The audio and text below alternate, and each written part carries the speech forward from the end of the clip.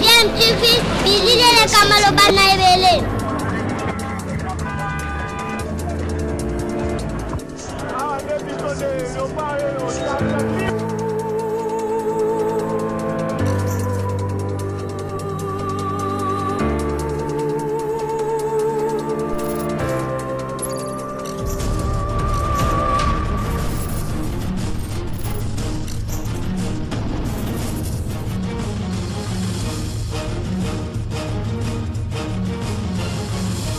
DMTV toujours en avant. Vous êtes sur DMTV, bonjour, nous sommes heureux de vous retrouver ce jour. Nous sommes le vendredi 24 avril 2020, une date importante pour notre pays. Vous vous souviendrez, c'était le 24 avril 1990 où le président de la République, Mobutu Sese Seko Ngbendu wa Zabanga, pleurait au cours d'un discours qui annonçait une nouvelle ère en République démocratique du Congo, l'avènement de la démocratie tant recherchée par les Congolais. L'actualité reste dominée aussi par cette pandémie à coronavirus Covid-19 qui continue sa progression dans le monde entier, particulièrement aussi à la République démocratique du Congo, notre pays. Nos recommandations toujours continuent à observer des mesures barrières afin de faire barrage à cette maladie qui tue beaucoup de personnes, même ici à Kinshasa, en République démocratique du Congo. L'actualité, c'est aussi cet assaut de la police à la résidence de Nemwanda Ntemi qui en fait vient de se rendre ensemble avec ses adeptes à Kinshasa. Nemwanda Ntemi, vous le savez, depuis plusieurs semaines maintenant, multiplié des provocations, des déclarations, défier l'autorité établie ici en République démocratique du Congo avec ses adeptes qui se sont érigés en milice. Nemwanda Ntemi ne reconnaissait aucune autorité. On se rappelle que ce dernier déjà avait eu à s'autoproclamer comme président de la République, à proférer des menaces à l'endroit du chef de l'État actuel, Félix-Antoine Tshisekedi Tshilombo, mais également à l'endroit de l'ancien chef de l'État, Joseph Kabila Kabange, à qui d'ailleurs il avait donné un ultimatum de 72 heures, ultimatum qui a expiré et rien n'a été fait. Ces derniers temps, on ne comprenait plus ce que voulait Nemwanda Ntemi, mais on n'arrivait pas à comprendre aussi la léthargie au niveau du gouvernement, de la police, pourquoi on laissait faire. Mais pour l'heure, c'est aussi fait. Une date importante, donc le 24 avril, c'est la date où choisit la police pour pouvoir mettre fin à cette à toutes ces provocations de Nemwanda Ntemi et ces derniers venaient d'être appréhendés. Je vous laisse suivre cet extrait du journal d'une radio de la place qui nous confirme qu'effectivement il y a eu reddition de Nemwanda Ntemi ensemble avec tous ces adeptes de Bundu Dia Congo. Ensuite nous revenons pour faire une petite analyse par rapport à cette situation. N'oubliez pas, vous êtes sur DMTV. Si vous n'êtes pas encore abonné, abonnez-vous et ainsi, cliquez également sur une cloche qui va apparaître juste à côté pour recevoir des notifications de nos prochaines vidéos. Nous nous retrouvons tout de suite après. Débutons ce journal avec cette nouvelle. La police annonce la reddition ce vendredi du chef spirituel de l'église Bundu Dia Mayala. L'ancien député Nemwanda Ntemi s'est rendu avec ses adeptes après plusieurs sièges de la police à sa résidence. Retrouvons sur place Richard Kamunga. Bonjour Richard. Bonjour Nico Kalambaye. Décris-nous un peu la situation sur terrain, Richard.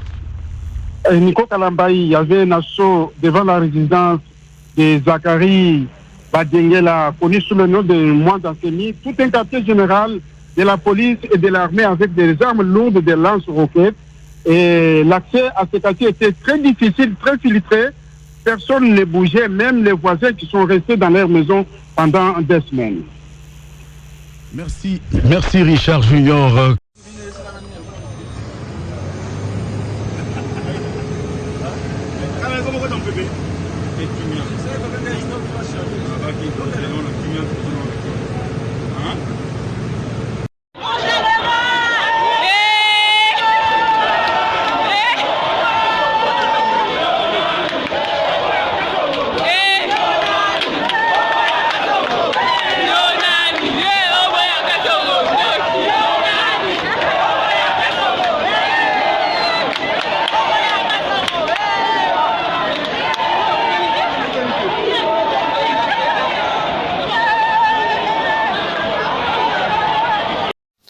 Voilà, vous l'avez suivi, confirmation que Nemwanda Ntsemi vient d'être appréhendé par la police après le siège de sa résidence, et ce dernier, heureusement, s'est rendu sans se confronter à la police. La police était lourdement armée et la police est venue pour, en conséquence, en tout cas prête à toute éventualité pour que force reste à la loi. Depuis quelques mois, on ne comprenait plus ce qui s'est passé dans la tête de Nemwanda Ntsemi, et comme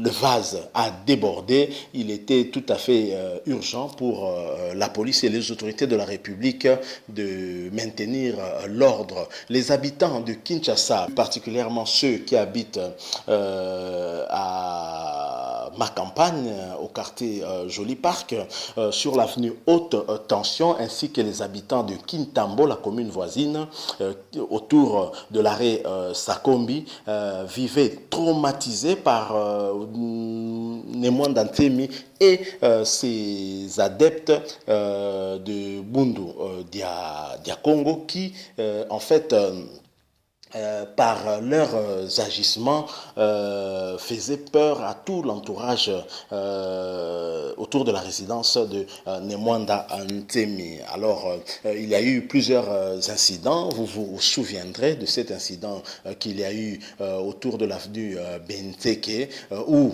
certains adeptes de Bundu Dia Congo avaient pris la route et manifesté avec des chants. Il y a eu affrontement, il y a eu des blessés graves, et même au niveau de la police également, il y a eu, après des messages haineux de Nemwanda Ntsemi demandant aux non-originaires du Congo central de quitter le Congo central, ces adeptes sont passés à la vitesse supérieure. Il y a eu également un affrontement avec la police, ce qui a occasionné également des morts. Et le dernier affrontement en date est l'affrontement qui venait d'avoir lieu au niveau de Songololo, où il y a eu au moins 15 morts d'après la société civile sur place et 14 d'après les autorités provinciales, et plusieurs blessés graves. Les adeptes de Nemwanda Ntsemi au niveau de Songololo s'étaient affrontés avec la police pendant que ces derniers venaient de terminer leur réunion de prière. Vous le savez que le chef de l'État a décrété l'état d'urgence sanitaire sur toute la République démocratique du Congo, et donc il est interdit des rassemblements de plus de 20 personnes. Mais ces adeptes de Nemwanda Ntsemi foulaient aux pieds toutes ces recommandations et se comportaient en état indépendant dans la République démocratique du Congo, défiant les autorités. Ainsi, il y a eu affrontements très violents et il y a eu au moins 15 morts qu'on a à déplorer. Mais la police, de sa part, avait des informations comme quoi ces adeptes se préparaient en fait à attaquer l'administrateur du territoire de Songololo, qui est non originaire du Congo central. Vous le savez, lorsque Nemwanda Ntsemi avait demandé aux non originaires du Congo central de quitter le Congo central, il visait beaucoup plus ceux qui sont dans la direction des services de l'État et qui sont non originaires du Congo central, par exemple ceux qui travaillent à la DGDA, à l'ONATRA ou encore dans d'autres institutions de l'État. C'est le cas, par exemple, des agents qui sont non originaires mais qui sont affectés à des services étatiques se trouvant au marché de Lufu, qui est frontalier à l'Angola. Et donc au niveau du Congo central, pas en général en tout cas, au niveau des Nemwanda Ntsemi, il estimait que ces derniers devaient quitter le Congo central et que tous ces postes devaient revenir des droits aux ressortissants du Congo central. C'est un débat, bien sûr, mais ce n'est pas à Nemwanda Ntsemi de pouvoir imposer cela comme une philosophie à respecter par tous, car la République démocratique du Congo appartient à tout le monde, même s'il est vrai que chacun a ses origines. Et donc, cette situation a créé de l'insécurité, et beaucoup de non-originaires au Congo central s'étaient sentis vraiment insécurisés. Alors, nous nous sommes posé la question depuis le début cette situation. Pourquoi le pouvoir de Félix Tshisekedi laissait faire Némon Nansemi dans ses agissements suicidaires? On se rappelle déjà à l'époque de Joseph Kabila, il y a eu des affrontements, notamment à Kimpese, où il y a eu beaucoup de morts. Et jusqu'aujourd'hui, Kimpese continue à pleurer ses morts. Et la population de Kimpese reproche d'ailleurs notamment à Némon Nansemi, qui n'est pas originaire de Kimpese, qui lui-même est originaire de Luozi, bien sûr, toujours dans les cataractes, mais la population de Kimpese reproche à Némon Nansemi d'avoir sacrifié leurs enfants qui sont morts au cours de l'affrontement avec la police parce que ces derniers étaient drogués avec des fétiches, des croyances comme quoi ils ne pouvaient être atteints par des balles. Ils étaient donc exposés et la police avait tiré ces derniers et tombés comme des mouches. Et donc la responsabilité de Némon Nansemi dans ces carnages était clairement aussi établie, même si à l'époque on a parlé de massacre, et il est vrai qu'il y a eu aussi une utilisation disproportionnée des armes par la police, mais les responsabilités étant partagées, Némon Nansemi, en tant que leader de ce groupe que je ne souhaite pas appeler adepte, mais plutôt une milice qu'il a à son compte et qui sème parfois la terreur et la pagaille autour d'eux. Et Némon Nansemi, au-delà de Joseph Kabila, si Joseph Kabila était dictateur, comme on l'a toujours dit, mais Némon Nansemi récidive alors qu'il y a eu l'alternance au sommet de l'État, et ce dernier récidive avec ce comportement dangereux. Et surtout, nous sommes dans quel contexte? Nous sommes dans un contexte où cette pandémie qui sévit dans le monde entier appelle tout le monde à une plus grande responsabilité afin de pouvoir se protéger contre cette maladie qui exige certaines mesures particulières, notamment la distanciation sociale de 1 mètre. Impossible de respecter cette distanciation sociale avec des agissements tels qu'on l'a vu avec les adeptes de Némon Nansemi. Némon Nansemi est un intellectuel congolais, de son vrai nom Zachary Badingela, est un Badingila, pardon, Zachary Badingila est un Congolais, un intellectuel, on pourrait dire un philosophe, parce qu'il réfléchit beaucoup sur, certainement dans son domaine politico-mystique. Néanmoins, il est aussi avisé à même de comprendre certains enjeux, de comprendre certaines choses mieux que les adeptes qui le suivent, qui en fait sont convaincus facilement par ses propos. Cette pandémie de coronavirus ne fait pas de distinguo entre les adeptes de Némon Nansemi et d'autres Congolais. Exposer ses propres adeptes à cette maladie, c'est totalement irresponsable, et nous sommes heureux de voir que la police a mis fin à cette situation, à cet épisode. On doit le dire, finalement, peut-être que la raison a fini par prendre le dessus chez Némon Nansemi, qui en fait s'est rendu sans combat, parce que de toute façon il aurait été maîtrisé tout de même, parce que la force reste à la loi et personne ne doit être déçu. Si Gédéon Kyungu est traqué aujourd'hui par l'armée ainsi que la police, Némon Nansemi n'est en rien différent. Il était important en tout cas par rapport à ce régime, parce que l'état de droit, autant on doit privilégier la liberté d'expression, mais aussi le respect des lois, parce que nul ne doit être déçu de la loi. Et donc Félix Tshisekedi a bien compris certainement que l'état de droit n'était pas synonyme d'impunité, n'était pas synonyme de laisser faire lorsque même quelqu'un mettait à mal l'unité nationale du pays en interdisant à d'autres Congolais de pouvoir travailler dans une autre province, même si là un débat devrait être ouvert très sérieusement, parce que selon certaines personnes originaires du Congo central, ils se plaignent du fait que ce qui s'est fait au Congo central ne se fait pas dans d'autres provinces, le Kasaï, le Katanga par exemple. Vous ne verrez pas des non-originaires occuper certaines fonctions,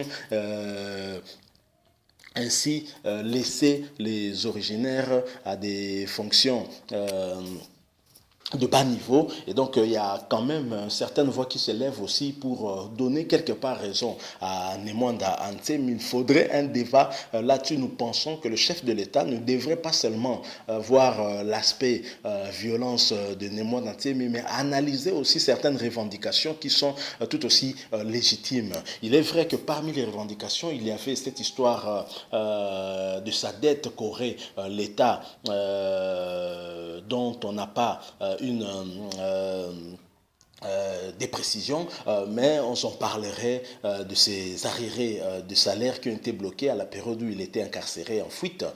Si tel est le cas, Nemwanda Antemi n'est pas le seul pour qui l'État doit quelque chose. La dette intérieure, l'État en a beaucoup. Je pense même que ça peut être la dette la plus importante de la République démocratique du Congo, mais on n'a jamais vu un autre Congolais soit prendre des armes ou appeler à la violence simplement parce que l'État vous doit de l'argent. Si l'État vous doit de l'argent, l'État ne doit pas à Bundu Dia Congo. L'État doit à Zakari Badiengila.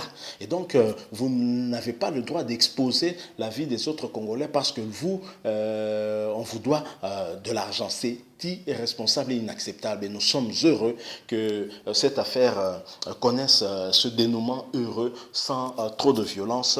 Et c'est ce que nous avions souhaité. Et maintenant, nous estimons que la justice doit être faite et de manière équitable et les droits de la défense aussi respectés. Donc, Nemwanda Antemi rejoint donc Vital Kamerhe à la prison centrale de Makala. Certainement, il sera jugé pour les actes qu'il a eu à commettre.